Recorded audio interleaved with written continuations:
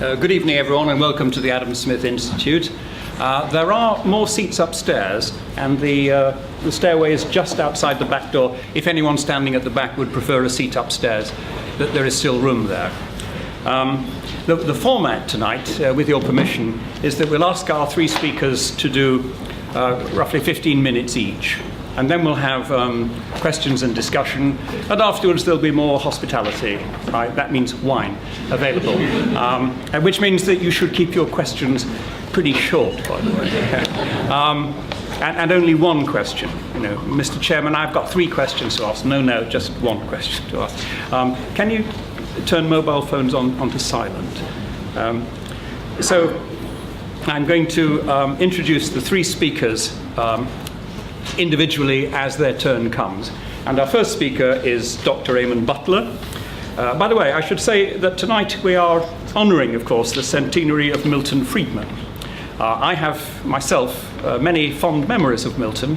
I knew him at the Mont Pelerin Society and at international gatherings, and when I applied to do a degree at Cambridge, Milton Friedman was kind enough to give me a personal reference and recommendation. So there aren't many people that get Nobel laureates as their referees at university. It terrorized them, and they admitted me. There are many memories of Milton because he was always so full of good humor, smiling all the time. Even, you know, when he utterly destroyed his opponents, he'd do it with a grin on his face.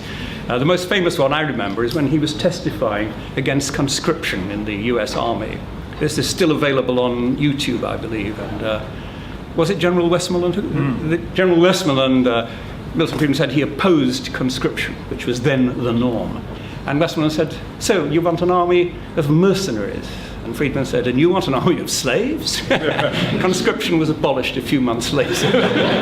He had a tremendous impact on his age, and we're going to hear about that tonight. So first of all, Dr. Eamonn Butler. He is co-founder of the Adam Smith Institute, and indeed is the author of 2 books on Milton Friedman, plus others on F.A. Hayek, Adam Smith, and Ludwig von Mises.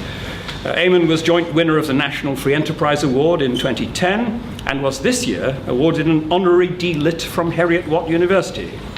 Eamonn was recently made secretary of the Mont Pelerin Society, which is the society of intellectuals founded by F.A. Hayek in 1947 to defend the principles of a free economy and a free society.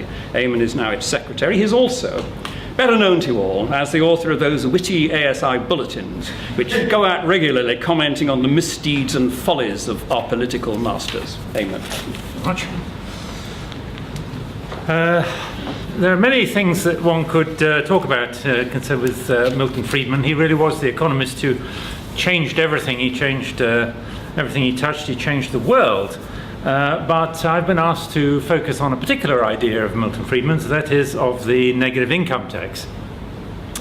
As Friedman said himself, one of the worst features of the current system of social security and welfare is that it has drastically reduced the feeling of obligation that members of society traditionally felt towards others. Who feels a personal obligation to help the poor, he asked. That's the government's job now. And partly to tackle those problems, and partly to tackle the practical problems of the welfare system, Friedman proposed in 1962, in his book Capitalism and Freedom, which is still very well worth reading today, he proposed a negative income tax. It was part really of his flat tax proposals, which is another idea that we're all talking about today, that you get rid of all of the exemptions and so on, and you just have everybody pays the same flat rate of tax. You don't have progressive taxes with higher earning people paying 45 or 50%. Everybody pays the standard amount, so we can all see what we're due. We don't have to have complicated accountants. We don't have to have an army of bureaucrats. And the negative income tax was really part of that idea. His argument was that we have a bewildering array of different welfare benefits. Some are means tested, some are not. They depend on income, your assets, indeed your family situation, how many children you have, and lots of other things like that. In some places you have in-kind benefits where people are given particular goods, I suppose you might say like local authority housing, or people are given vouchers, like in the United States there are food stamps, so that that's a voucher which you have to spend on food, you can't spend it on other things. Although you can spend it on king crab at $20 a pound. And so Friedman, his idea was that we should scrap all that, and basically we help the poor by a rather radical new policy. We help the poor by giving them money. And we give them money to spend as they choose, not as bureaucrats and politicians believe they should spend it. So the great virtue of his idea is that he thought was that it treated wealthy people and poor people identically. Both of them would have to file a tax return, but if you earn above a certain line, you pay tax, and if you are below a certain line in what you earn, then you will receive a subsidy from the taxpayer. So, take for example the threshold. You know, we have a system at the moment where we have a threshold of something like £8,000. If you earn less than that, you don't pay any tax at all. If you earn above that, whatever you earn above that is called your taxable income. So if you earn more than £8,000, roughly, if you earn £9,000, you have a taxable income of £1,000, and that's the figure on which your tax is assessed. And Friedman said it should be exactly the opposite for people who earn less than that. So if your income is only £5,000, it would mean that you've got a taxable income of minus £3,000, because £8,000 is the tax-free allowance. You earn £3,000 less than that, so your tax liability is minus £3,000. If you had a sort of negative income tax rate of, let's keep the arithmetic simple, and let's say it's 50%, right? That means you've got a tax liability of minus £3,000. Half of that, 50% of that, is going to be £1,500. So you will get a subsidy of £1,500. So you've got an income of 5,000. You get a subsidy of another 1.5, making a total income of £6,500. If your income is zero, it means that you've got a taxable income of minus £8,000, because £8,000 is the tax-free allowance. You earn nothing, so your tax liability is minus £8,000. Again, if you make it 50%, keep the arithmetic simple, that means that the government will subsidise you to half of that £8,000. You will get £4,000. So the very least that anybody would get would be £4,000.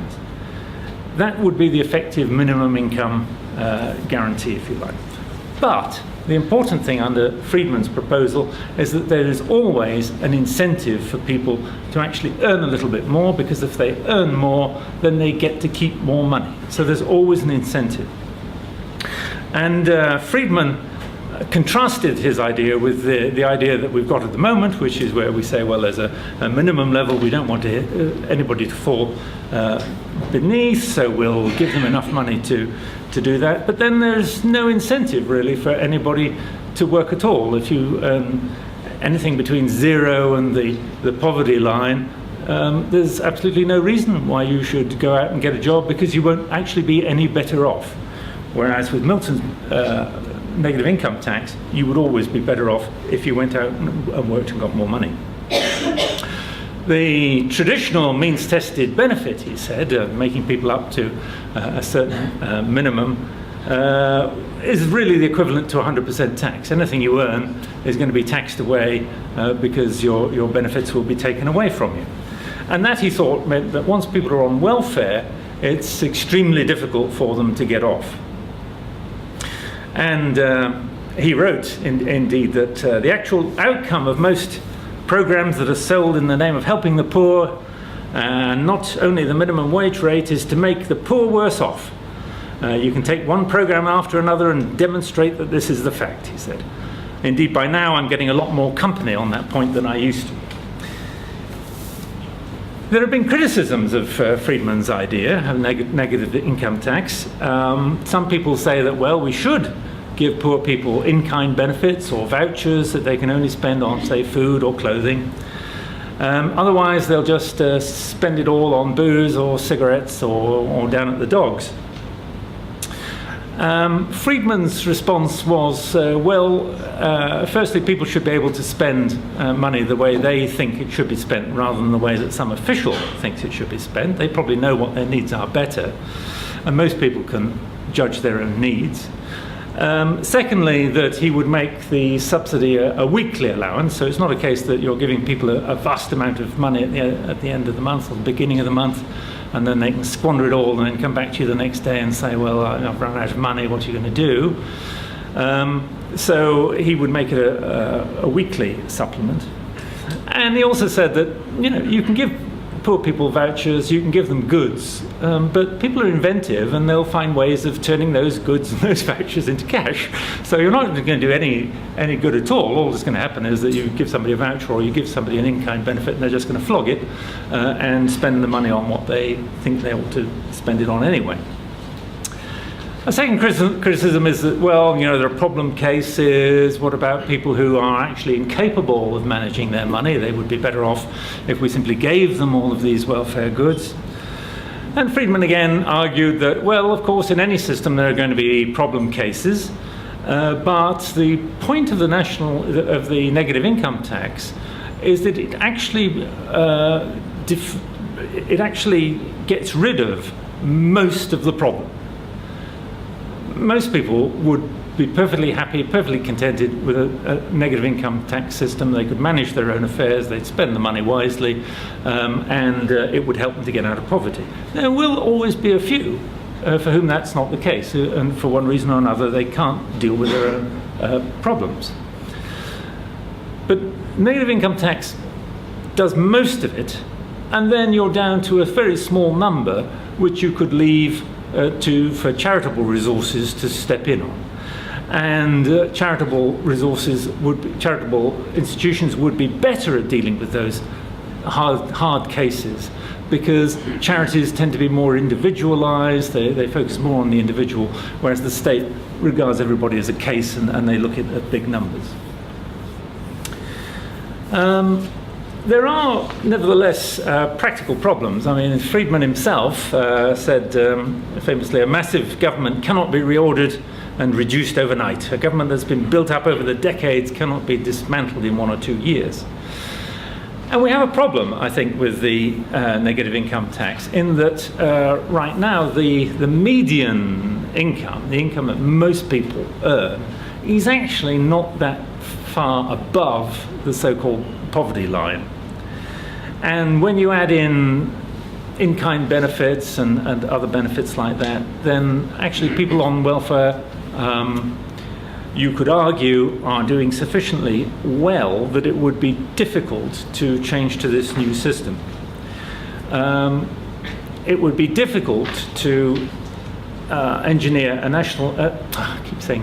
a negative income tax that is as generous as the current benefits, so some people would lose, which would still have an incentive to work, and which would restrict its coverage to a manageable number of people, so that vast millions weren't actually getting this benefit. And that's simply because the median income is not actually all that far above the poverty line. There are, of course, administrative problems too, in that the incomes of poorer families do tend to fluctuate quite a lot. So, you're talking about reviewing their personal finances probably every week. That's a big administrative burden. Is it any different from having a welfare office that does the same thing? Friedman's idea is that this is all basically done by the Treasury, by the tax officials. You can send all the welfare officials on home because they're not needed. But in fact, when you have to review people's fluctuating income and they get income from different sources, you've got to know that they're genuinely people you want to help. Then that starts to look like an old-fashioned welfare office, and you're going to have the same resentments and all the rest of it. And of course, you've got the problem of vested interests, as Friedman himself says, that even if people are convinced by the arguments, there's always the problem of getting them to give up what they see as being in their own interests, and everybody wants to make sure that they're getting what they're entitled to at the moment. So it's quite difficult administratively to, in practical terms, to introduce a system. However, Friedman himself said that economists have not turned out to be good forecasters about what is politically feasible, and he was surprised himself by some things that he advocated that everybody thought was infeasible, which came to pass, and then other things which he and other economists thought was a piece of cake that just got bogged down in Congress. But Friedman says that to work, this system could work, provided that it actually replaced the entire ragbag of present benefits which we have today. Indeed, he opposed it. He opposed the idea when it came up in Congress as a bolt-on addition to the existing welfare system rather than as its replacement. So he thought this was a much more straightforward and simple system. The worst thing you could do is carry on the old system and then try and bolt something else onto it. That would just increase your bills. The trouble is, though, of course, that it does require the tax laws to be rewritten, and so when you start doing that, you open a hornet's nest, and there are all those hundreds of thousands of people working in the Department of Social Security who owe their jobs to the fact that there are poor people who depend on them. So you've got your work cut out, I think, to get this idea floating. But some countries have introduced something which is quite similar to Friedman's negative income tax. We have seen tax credits in the United States. There's the earned income tax credit, and we've had the working tax credit in the UK. Neither of them ideal solutions, but probably a step in the direction that Friedman was actually thinking about. Whether it's feasible or not? Well, Friedman says only a crisis, actual or perceived, produces real change, he says. When that crisis occurred, the actions that are taken depend on the ideas that are lying around. That, I believe, is our basic function as economists. To develop alternatives to existing policies and keep them alive and available until the politically impossible becomes the politically inevitable. And I think some of us, when we look at the rising welfare bills and the increasing complexity of the welfare system, think that the negative income tax is not just politically possible, but perhaps inevitable too. Thank you.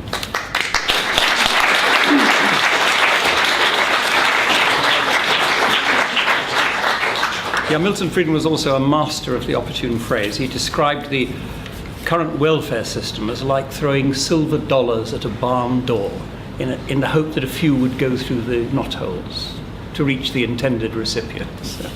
Our next speaker is the Right Honourable Peter Lilley, who was Member of Parliament for St Albans from 83 to 97, and subsequently for Hitchin and Harpenden. Not because he moved, because the constituency moved, but I think he got 2/3 of his old constituency included.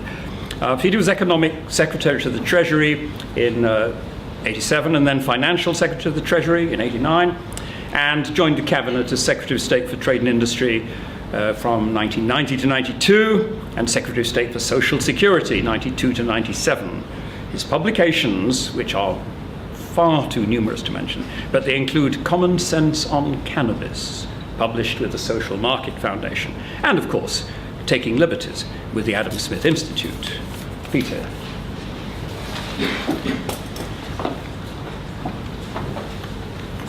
Thank you, Madsen. When you mentioned that you'd actually been proposed by Milton Friedman as your sponsor for a degree at Cambridge, I was delighted to know that that now is taken as a positive factor in Cambridge. This is very different from my days when I did a degree initially in natural sciences at Cambridge, but then thought I'd switch to economics and knew some sort of primitive economics all about markets and things. I knew that that was out of fashion and outdated, and I went to the supervisor assigned to me and said, I want to get on, so I want to get rid of these old-fashioned ideas could you give me some strong medicine that would get me in tune with the established view at Cambridge, which was distinctly socialistic? So she gave me various books to read, and I went back and said, I'm afraid they haven't worked. Can you give me something stronger? And she said, well, I don't think there is any stronger medicine. If you are invincibly ignorant and incapable of overcoming these innate prejudices, all I can suggest is you read some books that will at least put it in some academically rigorous form. But I will only tell you these books if you promise to read them in brown paper covers under the desk and not tell anyone else in the department that I've done so. And they included, obviously, Milton Friedman and Hayek and one or two others. So I was almost the only one in my year who actually even knew that Milton Friedman was a person who wrote books rather than a person you threw darts at effigies of. You asked me to speak about his views and my views on drugs. The issue of drugs makes for strange bedfellows. When I wrote this seminal work, Common Sense on Cannabis, advocating the legalisation of cannabis, I was told at first that this required real courage. It didn't require any courage at all. For the first time in my life, I was embraced. I felt the warm embrace of the liberal media establishment. I would go into interviews at the BBC, they'd say, what questions would you like us to ask? We've lined up a nutter on the other side to argue the other case and give me a favourable interview such as I'd never received before. So there is an element of British society that is in favour of liberalising drugs for all the wrong reasons. It's a comfort to me to know that Milton Friedman was also on my side, and these uncomfortable bedfellows are there by happened chance. Milton actually went much further than I did. He argued for the legalisation of all drugs, not just cannabis. His main argument was that prohibition enriches and empowers illegal gangs who destroy neighbourhoods, destroy livelihoods, and are responsible for about 10,000 homicides a year in the United States. And he'd experienced in his teenage youth prohibition in America and realised that prohibition of alcohol didn't work. So he was fairly clear-cut about his views on this. I agree with him essentially, at least where cannabis is concerned. There are only two logically coherent policies: prohibition enforced at all stages, or legalisation. Unfortunately, the fashionable view, echoed today in a report that's come out from I forget what it's called, the Drug Advisory Commission, is for decriminalisation. In other words, making it legal to possess drugs and to use drugs, but not to sell or market them or provide them to others.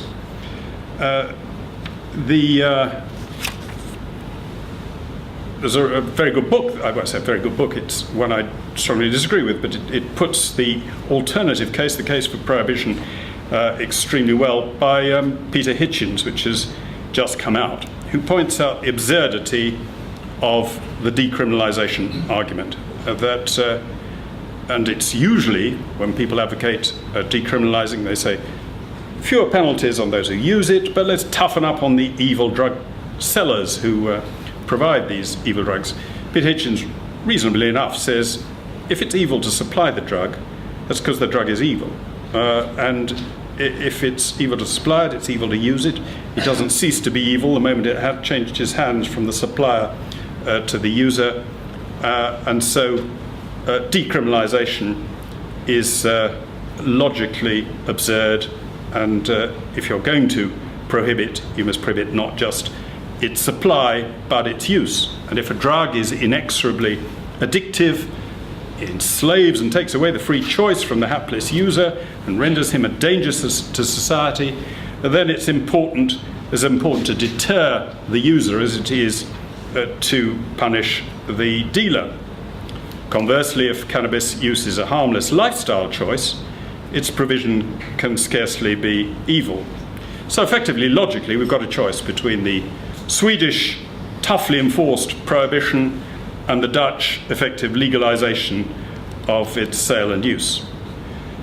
I advocated legalisation, going beyond any decriminalisation, for the essentially practical argument, and I'm relieved that very often Milton Friedman comes down to the practical arguments, that if we make the supply of cannabis illegal, then those who choose to use it, and quite a large proportion of the population try it at some stage, but they usually find it sufficiently unattractive to give it up, I'm glad to say, they are driven into the arms of the hard drug pushers. So we push soft drug users into the arms of hard drug users who have a vested interest in persuading them to move on from soft drugs to hard drugs. And it's significant that in Holland, the hard drug users tend to be an aging cohort of people. There are not new recruits who move on from cannabis to hard drugs because they can get their cannabis, if they want it, from legal sources, and no one tries to persuade them to move on to heroin or cocaine. A strange feature about the debate on drugs is that both those who favour criminalisation and those who favour legalisation tend to argue about it in health terms. Those who want to justify the attempt of the state to crack down on the supply and use of cannabis clutch on every report that comes up which provides any evidence, however tenuous, of its adverse effects for health. Milton Friedman refreshingly recognised it isn't primarily a health issue, it's a moral issue. He says so quite clearly. It's a moral issue.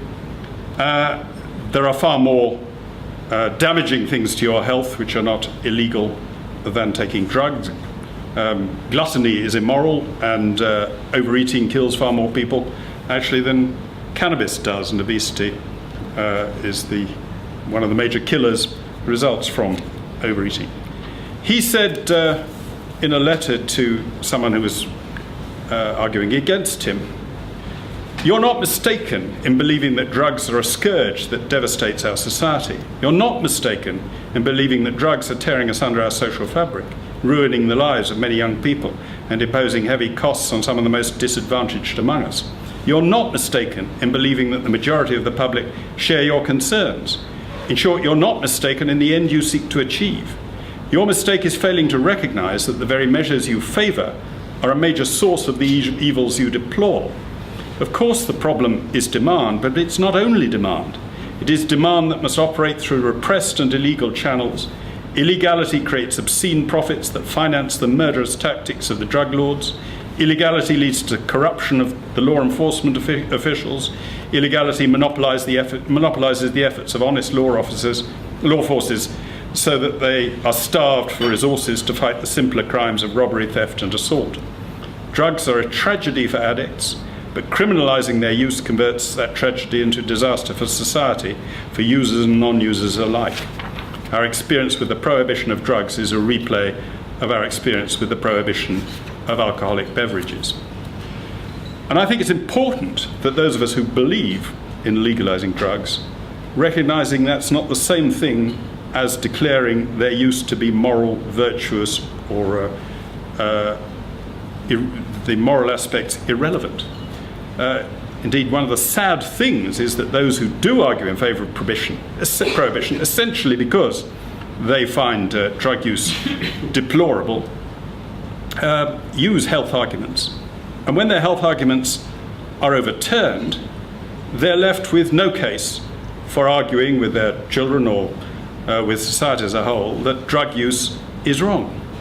But actually, we ought in a free society not to rely on the law, but to rely on morality and be prepared to state and reaffirm moral values rather than saying it's either a question that something's so wrong it has to be against the law, or it's not against the law and it's right and virtuous and no moral judgment can be passed upon it. Adultery is against the moral law, but it's not against the legal law. Gluttony is against the moral law, it's not against the legal law.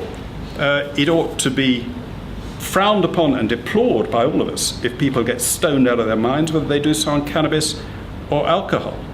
But that doesn't necessarily mean that we should prohibit the sale or use of either. We should distinguish between use and abuse, between getting out of your mind and having a relaxed glass of wine, as many of us are doing now. The sooner I shut up, more of us will be able to do in future.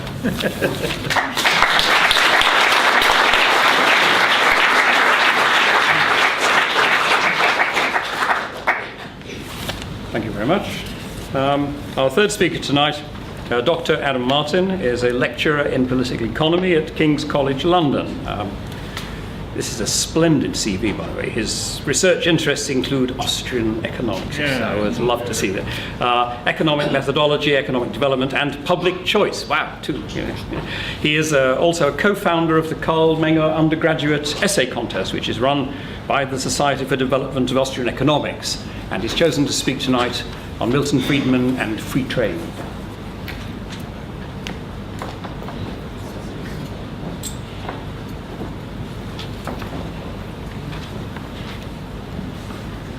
All right, well, thank you so much for coming out to listen to me, and thanks to the Adam Smith Institute for agreeing to have me. Part of the popular folklore of modern economics gives us the following anecdote. Milton Friedman was at a meeting of the American Economic Association, and he said the following: "Thanks to economists, all of us, from the days of Adam Smith and before, right down to the present, tariffs are perhaps 1/10 of 1% lower than they otherwise would have been." Insert sort of a long dramatic pause there, and he continued, "And because of our efforts, we have earned our salaries 10,000-fold. Friedman's statement, of course, refers to a long, proud tradition in economics stretching back to before the debate about the British Corn Laws. Some estimates of more recent trends lend some credence to his claim. In a 2005 issue of The World Economy, a group of economists surveyed the whole range of available estimates of gains to the United States from freer trade. They summarized their findings as follows, quote, "Trade opening since World War II has added between $800 billion and $1.4 trillion to the U.S. economy, or about $7,000 to $13,000 per household," end quote. But it gets better. We should keep in mind, when thinking about these figures, that the United States is in itself a large and diverse economy. These gains are much larger for smaller, more specialized nations. And despite their enormity, there are some significant gains that have yet to be grabbed. The same article continues, quote, "More speculative estimates of the additional gains from removing the rest of U.S. trade barriers range from $400 billion to $1.3 trillion, or about $4,000 to $12,000 per household. Since trade opening permanently raises national income, these gains are enjoyed annually." So every single year, each family would have an additional income in the range of $4,000 to $12,000. To put that in perspective, that's the equivalent of 3 to 10 years of strong 3% growth, or, given recent financial difficulties, at a more sanguine rate of 2%, 5 to 15 years. So there's 10 years of economic growth sort of laying on the sidewalk that hasn't been picked up by current trade liberalization. To further qualify those results, those are just the static effects, not what economists would call the dynamic growth effects of trade liberalization. The long-run gains are even greater, and they matter even more to the poorest of the poor. William Klein's book, Trade Policy and Global Poverty, estimates that full-blown international free trade could lift 500 million people above the World Bank's $2 a day poverty line, effectively cutting extant global poverty in half. These measures are all highly conjectural and should be taken with a grain of salt because they rely on a lot of assumptions, but they give us a sort of order of magnitude for the amount of wealth that is prevented every year from coming into being by trade restrictions. These empirical findings and the ironclad logic of trade liberalization have created an overwhelming professional consensus among economists. Polls regularly find 80% and sometimes as high as 90% of professional economists to be strongly in favor of free trade, with a large majority advocating the abolition of all existing trade barriers. Paul Samuelson, who was Milton Friedman's sparring partner for so many years in Newsweek, no great friend of free markets by any stretch of the imagination, was once asked about one lesson from economics that is both obvious and not true, and he replied, the principle of comparative advantage, which of course undergirds most economists' arguments for free trade. Major economists who aren't enthusiastic supporters of free trade can be counted on one hand, probably with a few fingers left over. Andre Schleifer titled his response to the lonely holdouts, "The Age of Milton Friedman," referring to the quarter century from 1980 to the present in which market-oriented reforms swept the globe. During this time, the population-weighted average tariff, the tariff confronted by the average human being on the planet in the world, fell from 43% in 1980 to 13% in 2004. At the same time, world GDP per capita rose from $5,400 to $8,500, a staggering gain of almost 60%. Despite any rash judgments to the contrary, this is the economic story of our age, not the financial crisis of the past few years. Given all these remarkable gains, why do trade barriers and arguments for them persist? I'd like to posit 3 reasons. The first is simple economic ignorance. The person on the street is liable to think of the economic problem in terms of providing employment rather than overcoming scarcity. Free trade is bad because it costs jobs. Milton Friedman's son David offers a delightful argument against this sort of a claim. He says that there are 2 ways to build a car in the United States. One is to build them out of metal and plastic in Detroit, and the other is to grow them in Iowa. The first method is pretty well understood. The second method involves growing corn, putting it on a boat, and sending it overseas. And you wait a while, and a ship comes across with Toyotas on it. The second method is mysterious to the average person, but will often be cheaper. It'll have a lower opportunity cost of scarce resources than building the cars ourselves in Detroit. The point is that trade is just like any other technology for getting us things we want at lower cost. People who don't understand this basic logic probably oppose freer trade for the same reason they oppose labor-saving technology. It's essentially a form of institutional Luddism, one that can only be overcome by economic education. The second source of opposition is sociological, usually taking some form of nationalism. Now, economists are often guilty of specifying any number of foolish hypothetical conditions in which the logic of mutually beneficial exchange is said not to apply, and thus leaving open the case to intervention. But even those of the severely anti-market persuasion have rarely been so foolish as to think that the existence of a political border between 2 potential trading partners is one such condition. The problem with all arguments is, all those sorts of arguments is, of course, that there's nothing special about national borders. As Milton Friedman was fond of pointing out, if England can benefit from restricting imports, why not London? If London, why not Westminster? If Westminster, why not those of us in this room? The final source of opposition is, of course, political. There's no more perfect illustration of Mansur Olson's logic of concentrated gains and dispersed losses than trade restrictions. Narrow, well-organized interest groups have a much stronger incentive to remain informed about and lobby for restrictions on their overseas competitors, while individuals sharing their broad interests of the masses, the interests of consumers who want to buy cheap goods, lose only a little from each individual tariff. A sugar tariff probably costs you a few pounds a year. Empirical public choice economists have confirmed the importance of this sort of a theory, finding, for example, that the smaller a nation's agricultural sector as a percentage of GDP, the higher are their tariffs on agricultural imports. Milton Friedman likewise recognized the danger of political incentives in international trade. In his testimony in 1999 before a committee on the U.S. trade deficit, at which the record shows that he wore an Adam Smith tie, Friedman said that the usual quip about markets working in theory but not in practice was exactly wrong. In a highly stylized theoretical environment, which mathematical economists love to come up with, we can find some limited forms of protectionism that might do some good. But in practice, government restrictions from trade never match those theories. They're always harmful. He thus concluded, quote, "In my opinion, the best policy we can follow is to unilaterally remove our restrictions on trade," end quote. The logic and evidence accumulated by economists over the past 2 centuries points overwhelmingly to the wisest policy. Forget the WTO, forget the IMF, and all the complicated trade agreements and common market arrangements and so on and so forth. The right tariff is always 0. The right quota is whatever the market will bear. Exchange is the most powerful form of cooperation yet discovered by humankind, so we should always strive for a world of cooperation without any borders. But there's one area in which Milton Friedman got this wrong that I feel the need to call him out on, and that's immigration, which is just free trade and labor. I've been pretty gung-ho for Milton and for other economists generally, but let me qualify some of that praise.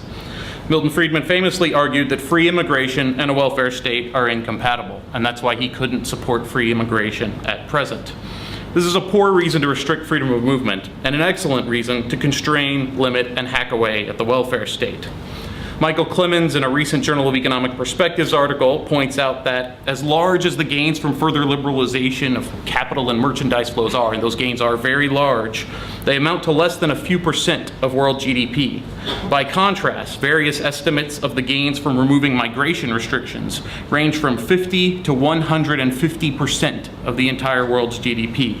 He aptly refers to this as trillion-dollar bills laying on the sidewalk, probably the largest single government distortion to the world economy.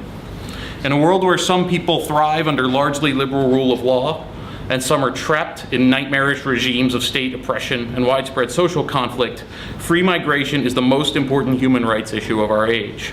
Here we should follow Milton Friedman in form, if not in substance, by making the hard case for traversing the next great frontier of human liberty with both sound social science and a commitment to individual human dignity. Thank you.